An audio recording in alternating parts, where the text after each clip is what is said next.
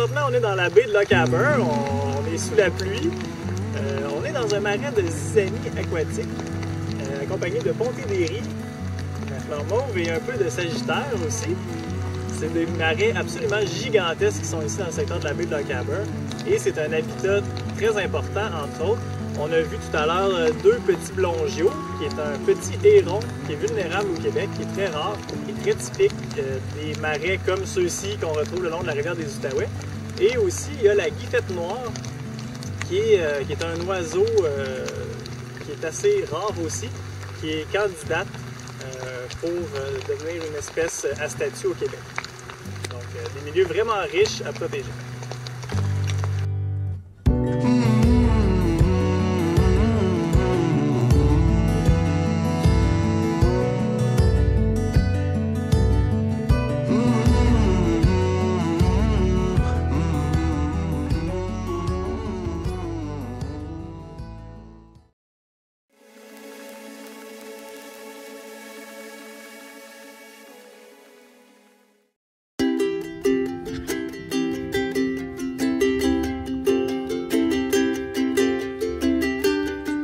Aujourd'hui, on est exactement à mi-chemin entre la baie de Lochaber et la rivière des Outaouais. Donc, on est entouré d'eau sur une bande de terre sur laquelle on trouve un marécage qui se trouve dans la plaine inondable. Donc, c'est une forêt, dans le fond, qui est inondée chaque année par la rivière des Outaouais, qui est située sur un sol très riche, donc qui est bien alimenté par ce que la rivière vient déposer.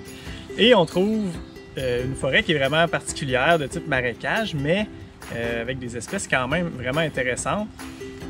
Sur le côté proche de l'eau, on retrouve surtout de l'érable argenté, qui est très typique de ce type de milieu-là.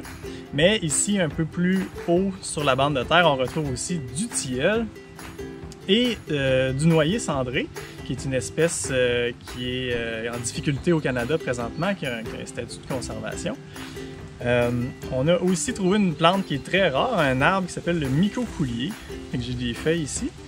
C'est une feuille qui est asymétrique, qu'on dit, donc qui est un peu en forme de cœur, mais décalée sur son pétiole. Donc c'est un arbre qui est très rare, qui est vraiment typique de l'extrême sud du Québec.